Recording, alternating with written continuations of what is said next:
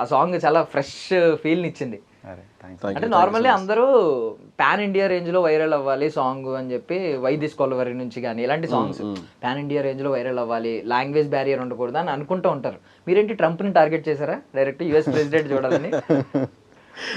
చూస్తే మంచిదే, చూసిన ఆయన కూడా ఏమనుకోరు అనుకోరు. బట్ ఒకవేళ అనుకుంటే మనం ఏం చేయలేం, ఇప్పుడు పరిస్థితులు వేరేలా ఉన్నాయి కానీ బట్ యా స్టోరీ అది డిమాండ్ చేసింది కాబట్టి అట్లా.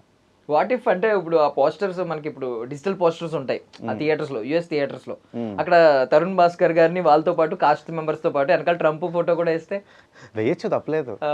ఆయన అటెన్షన్ వెళ్తుంది కదా, ఏంటిది నాకు పాజిటివ్ గా తీసారా నెగిటివ్ గా తీసారా, నా మీద ఏంటి వీళ్ళ ఇంప్రెషన్ ఒకసారి అని ఎవరన్నా సజెషన్ అడిగారు అనుకోండి ఏంటి అంటే ఇది ఇప్పుడు ట్రంప్ మీద డైరెక్ట్ గా ఉన్న ఇది కాదు.